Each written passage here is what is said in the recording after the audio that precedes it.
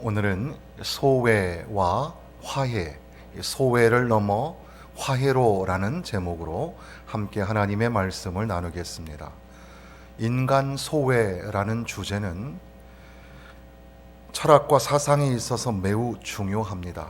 근세 철학에서 현대 철학으로 넘어가는 능선에서 인간 실존과 인간성 상실 또는 인간 소외라는 주제는 매우 중요한 철학 사고의 키워드였습니다. 에릭 프롬의 소유냐 존재냐라는 책뿐 아니라 카프카의 변신이라는 그 주인공이, 그레고리라는 주인공이 어느 날 일어나 보니까 자기 몸이 갑각류 곤충으로 변하게 되는, 그래서 가족들과 사회로부터 격리되고 소외되어 가는, 그것이 인간 소외를 설명하는 그런 소설인데, 키에르케고르라는 실존주의 철학자는 사람마다 자신의 십자가라 할 수 있는 고유한 소명과 역할이 있는데 여기에 몰두하지 않고 자신의 고유성과 개별성을 망각할 정도로 익명적 평균성을 가질 때 이것을 인간 소외라고 부르기도 했습니다. 레비나스 같은 철학자는 출애굽기를 인용하면서 이방인과 고아와 과부, 바로 이들이 인간 소외, 소외된 타자라고 말하면서 그 소외된 타자를 도울 때, 환대할 때 인간 소외를 극복할 수 있다, 이런 말도 하였습니다. 포이에르바흐나 헤겔 그리고 마르크스에 이르기까지도 인간 소외는 매우 중요한 주제가 되고, 자본주의의 발현과 노동이 상실되면서 인간 소외가 왔다고 하는 그런 철학은 오늘날의 모든 사고에도 지대한 영향을 미치고 있습니다. 보들리에 같은 사람은 소비된 사회라는 글에서 세상의 이 광고와 소비, 이 만연된 그런 이 소비 사회 속에서 인간 소외를 들여다볼 수 있었고, 데리다 같은 사람도 소외된 타자를 해체주의적 경향에서 다시금 어떤 사람은 적극적 환대가 필요하고 어떤 사람은 조건적 환대가 필요하다, 이렇게 말하면서 그렇게 소외된 타자를 구분하여 환대할 때 인간 소외를 극복할 수 있다, 이런 이야기도 합니다. 부보와 같은 철학자는 너와 나의 관계 속에서 소외와 탈소외를 설명하기도 했습니다. 인간 소외는 매우 중요한 주제여서 오늘날의 4차 산업혁명, AI, 인공지능에 관련하여서 사람이 점차 소외되어져 가고 있다, 인간 소외라고 합니다. 에이징, 그러니까 나이듦이라는 주제도 역시 노인 복지와 관련하여서 점차 나이가 들면서 사회 속에서 소외되고 또 관계가 점점 소원해지는 것들을 유심히 살펴보아야 한다고들 합니다. 장애인들이 참 많지만 사회 속에서 장애인들이 설 자리가 없는 장애인들에게도 소외감이 있는 겁니다.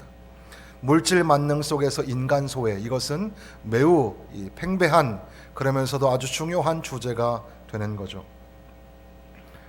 소셜 디스턴싱이라 그래서 사회적 거리두기, 사회적 거리두기가 지금 이 국가적인 재난을 맞이하여서 우리에게 필요하지만 또한 불편한 단어로 우리에게 다가옵니다. 사회적 거리두기란 말이 인간관계를 단절시키는 의미가 있지 않는가? 그래서 어떤 학자들은 물리적 거리두기라고 부르기도 합니다. 자가격리 또는 집에서 머물러 주세요. 영어로 표현하면 stay at home이라 그래서 집에서 머물러라, 자가격리해라, 혼자 있어라.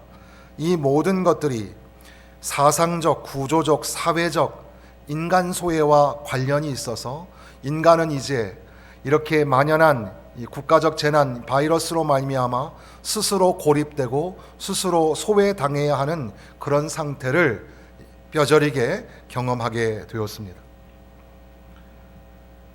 폴 바네트라는 주석가는 오늘 우리가 읽었던 본문 5장 18절에 하나님이 우리를 자기와 화목하게 하셨다는 것은 우리가 하나님으로부터 소외되어 있었음을 설명한다고 말합니다.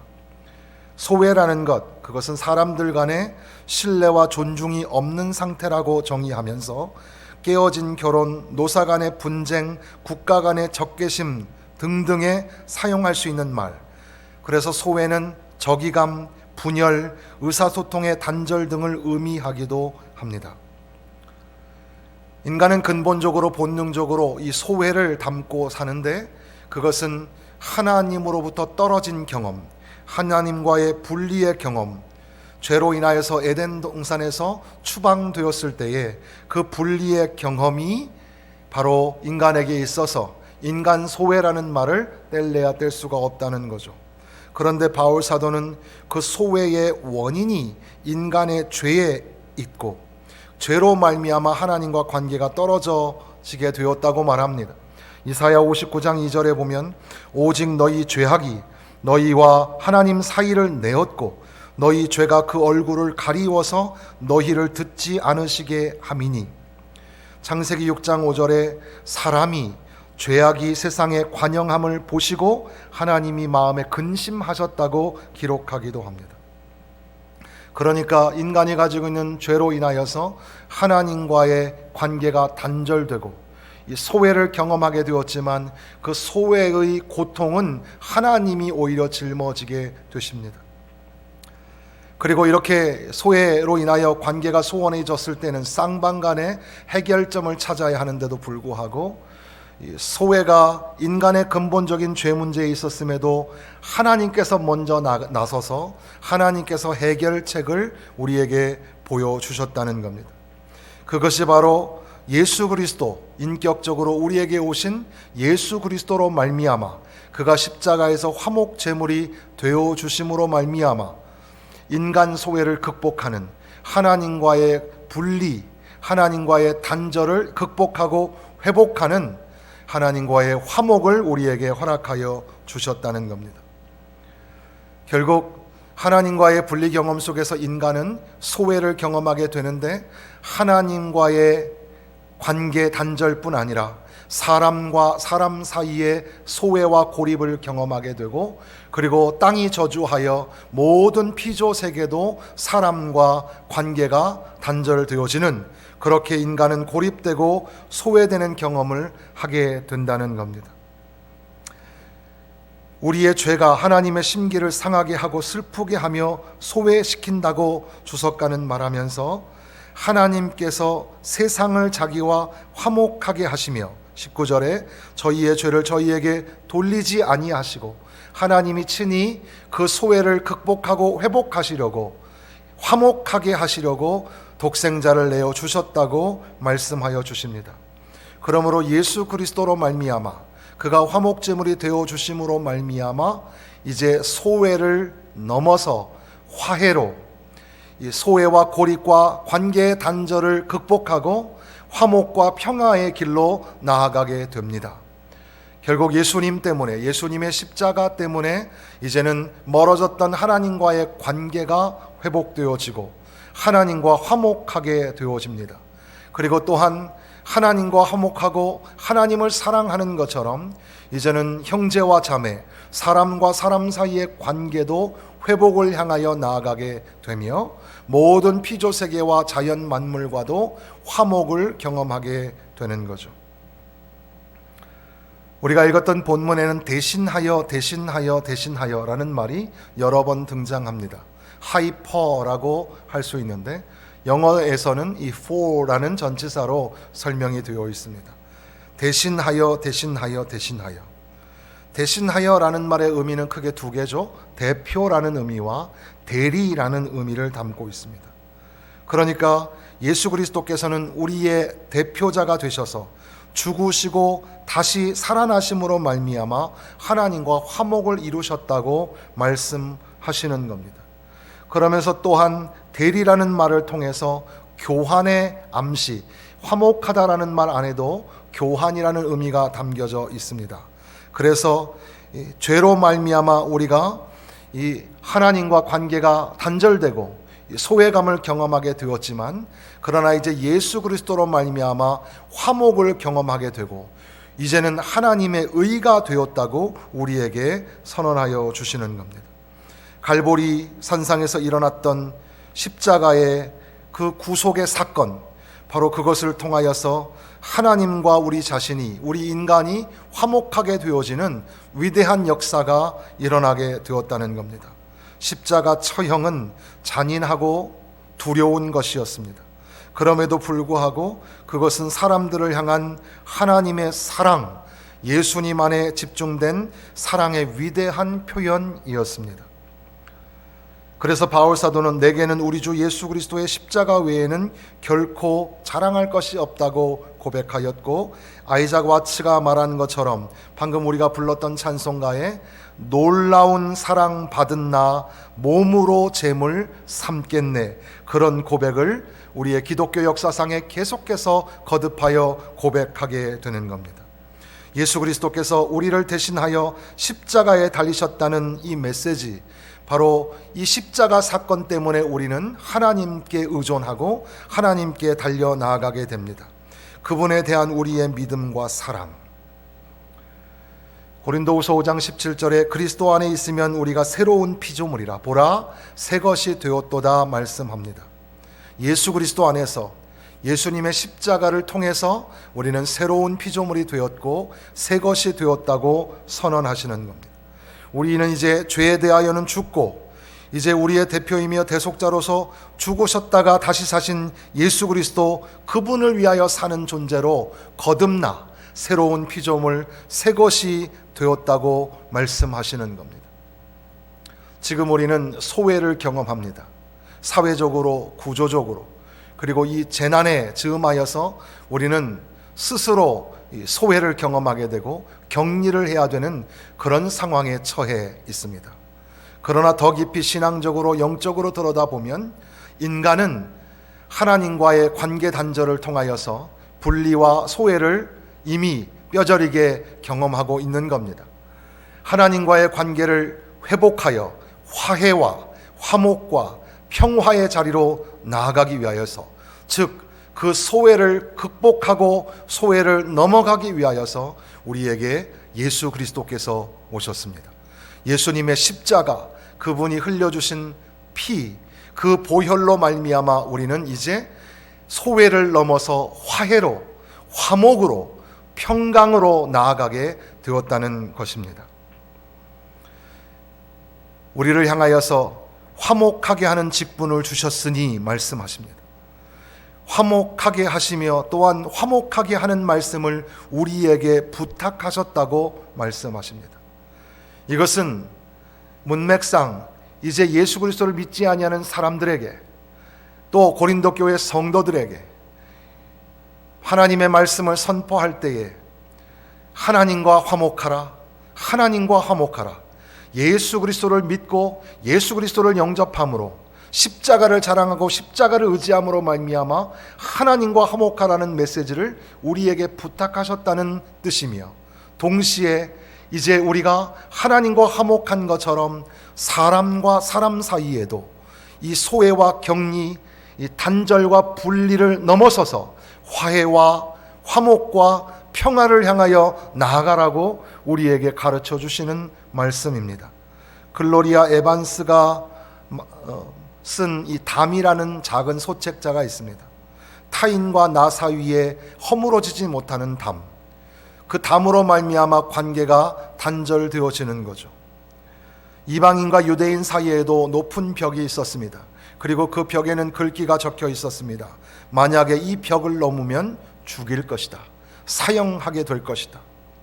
우리 모두에게는 그렇게 담과 벽이 있습니다. 이것을 존 스토트 목사님은 이중적 소외라고 말씀하기도 했습니다. 우리에게 있는 이 막힌 담, 높은 벽, 바로 예수님께서 막힌 담을 허셨으며 그리스도 안에서 하나가 되게 하셨고, 이방인과 유대인 그리고 또 모든 다른 환경에 있는 사람들이 예수 그리스도 안에서 하나가 되게 하시고 화목하게 하여 주셨다는 사실입니다. 그러니까 예수님의 십자가는 평화요 화목이라는 사실을 믿으시기 바랍니다. 고난주간을 마주합니다. 이번 한 주간에는 예수님의 십자가를 깊이 묵상할 수 있으면 좋겠습니다. 예수님의 십자가는 우리에게 허락하여 주시는 화목과 평화입니다. 예수님의 십자가는 하나님이 우리를 향하여 보여주시는 사랑의 증거입니다. 십자가는 하나님의 능력입니다. 십자가는 승리입니다. 십자가는 고귀하고 숭고한 낮아짐, 겸손이며 십자가는 오직 우리에게 유일한 자랑거리가 됩니다. 그래서 새벽 예배 시간에는 십자가라는 주제로 계속 말씀을 전하게 될 것입니다. 고난주간에는 우리가 특별 새벽 기도회를 했었지만 이렇게 부득이하게 할 수 없게 된 이 상황 속에서 이제 내일부터 매일 오전에 여러분들에게 영상을 문자로 보내드리게 됩니다. 정성껏 교회의 구석구석을 촬영하고 말씀을 담아서 또 찬양과 말씀을 통해서 여러분들과 고난주간을 묵상하기를 원합니다. 주께서 우리를 위하여 고난당하시고 수치와 조롱을 받으시며 십자가에서 피 흘려 죽어주셨던 그 사건을 깊이 묵상하시는 가운데 십자가가 오늘 우리에게 능력이 되고 십자가가 소외를 넘어서서 화해와 화목과 평화를 이루어가는 그 깊은 말씀들을 거룩하고 의미 있게 생각하며 묵상하는 시간이 되었으면 좋겠습니다. 인간 실존, 이 소외와 고립을 우리는 선택할 수밖에 없는 그런 존재입니다. 계속 말씀드린 것처럼 하나님과의 분리 경험으로 본질적으로 본능적으로 소외를 경험할 수밖에 없는 인간은 하나님께로 돌아가야 합니다. 하나님께로 돌아갈 때 비로소 하나님과의 떨어졌던 분리, 즉 소외를 극복하고 화해로 들어갈 수 있게 되는 것이죠. 오늘 우리가 경험하고 있는 고립과 소외, 혼자 앉아서 밥을 먹고 혼자 집에서 멈추어야 하고 사람들을 만나지 못하고, 그래서 강력하게 국가에서 이렇게 조치를 함에도 불구하고 사람들은 더 이상 집에 있기 싫습니다. 혼자 고립되어 있기 싫습니다. 그래서 산으로 들러 사람들이 지금 많이 모여서 그렇게 다닌다고 합니다. 바이러스가 확산되지 않도록 우리가 더욱더 각별히 주의하고 또 주의를 해야 할 것입니다. 그러나 본능적으로 우리는 이 소외를 앓고 경험하면서 사람들과의 관계를 그리워하고 하나님과의 회복을 그리워하는 존재가 됩니다. 그래서 속히 사람들을 만나서 얼굴을 맞대고 웃으며 식사를 하며 교제하는 하나님의 성품으로 돌아가기를 갈망하고 갈구하는 겁니다. 그것은 하나님이 우리를 창조하셨을 때에 하나님이 모든 피조세계와 함께 인간이 어우러서 더불어서 살 수 있도록 하셨으며 하나님과 떨어져서는 살 수 없는 존재로 우리를 지으셨다는 것을 다시 한번 기억하게 합니다. 우리가 어떻게 이 소외를 극복할 수 있겠습니까? 우리가 어떻게 소외를 넘어서 화해로 나아갈 수 있겠습니까? 오직 예수 그리스도의 십자가만이 유일한 통로가 되는 것을 믿으시기를 바랍니다. 예수님의 십자가, 주님의 십자가를 바라봄으로 말미암아 이제 소외를 넘어 화해로 넘어가는 그런 특별하고 놀라우신 경험이 우리 가운데 있기를 바랍니다. 고난주간에 다시금 우리 인간 관계 속의 모든 영역에서 소외와 고립을 넘어서서 관계와 단절과 심지어는 분열하고 싸우고 전쟁하는 그런 관계에서 이제 예수 그리스도의 십자가를 깊이 묵상하시는 가운데에 화해와 화목과 평화를 경험하시기를 주님의 이름으로 간절히 축원합니다. 기도하겠습니다.